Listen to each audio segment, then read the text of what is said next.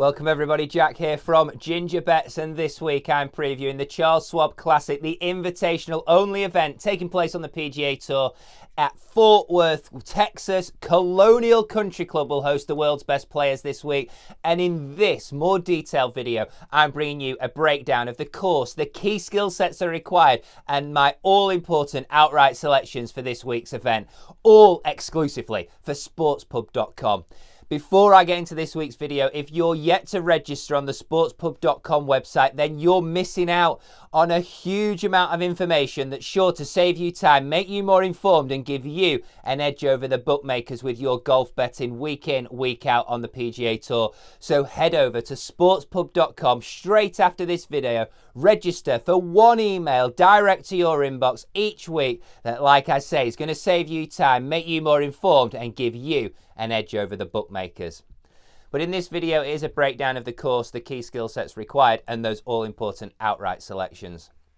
Well, the course itself this week, Colonial Country Club, is a tough 7,200 yard par 70.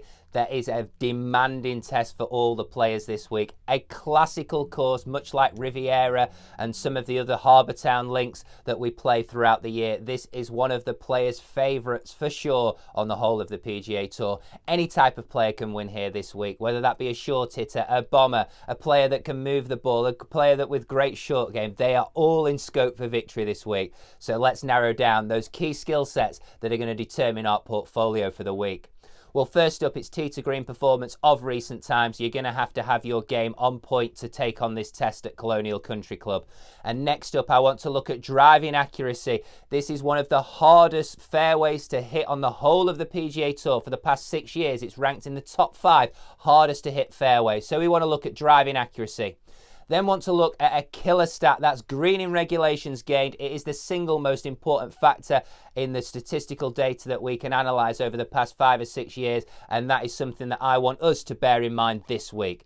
I also want to look at strokes gained around the green, and that's because we have small greens, a tough test, hard fairways to hit, means plenty of greens being missed. We'd need players on side that are going to get up and down consistently.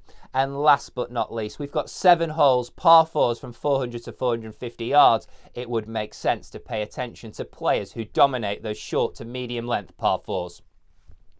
So that's the course, that's the key skill sets required. That has brought me to my final portfolio for the week. I've got a mix of players this week, and those of you that have tuned in earlier in the week will know that the headline selection is the man from Mexico who can move it both ways off the tee, both ways with his irons, got an elite level short game.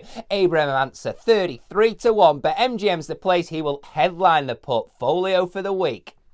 Second up is a player that I'm really keen on. He performed extremely well last week at the PGA Championships. He's got 3 top 10s in 9 visits to the track, Colonial in the past, which shows his liking for the course. He's a great driver of the ball, one of the most accurate on tour, and he also ranks in the top 20 for par 4 scoring and the par 4 scoring over that key distance of 400 to 450 yards. Brian Harman, 50 to 1 plus 5,000. BetMGM's the place. He will be the second selection of the week.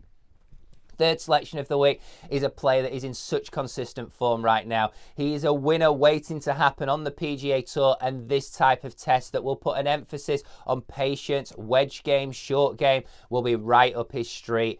He sits in the top 10 for par 4 scoring and tee to green performance over the last 24 rounds, showing that his game is in really solid shape. He's a natural drawer of a ball off the tee, and he's also someone that ranks in the top 20 for fairways found over the last 24 rounds on tour.